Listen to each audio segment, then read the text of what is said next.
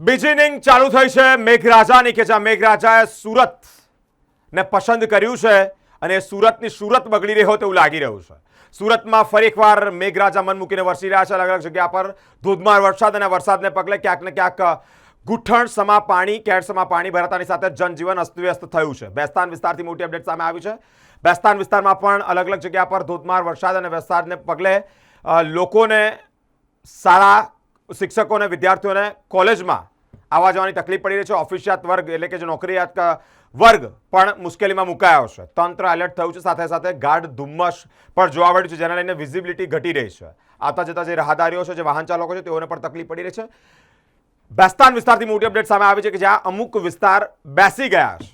અલગ અલગ જગ્યા પર પાણી ભરાયા. પાણી ભરાવાને કારણે કોર્પોરેશન દ્વારા કરવામાં આવતું કામ એ તકલાદી કામ હોય, એટલે કે હલકી ગુણવત્તાવાળું કામ હોય, જેને લઈને પ્રી મોન્સૂનની કામગીરી પણ થતી હોય, પરંતુ આ કામગીરી કેવળ ને કેવળ કાગળ પર હોય ત્યારે આ પાણી ભરાતાની સાથે જ, અને એ પાણી સતત 1-2 દિવસ રહે એટલે સ્વાભાવિકપણે હલકી ગુણવત્તાવાળું જે કામ થયું હોય એ વિસ્તાર, એ જગ્યા, એ રોડ બેસી જાય, એવી એક અપડેટ સુરતના બેસ્તાન વિસ્તારથી સામે આવી છે. હાલ અત્યારે પરિસ્થિતિ એટલે કે જનજીવન અસ્તવ્યસ્ત સુરતથી જોવા મળ્યું છે.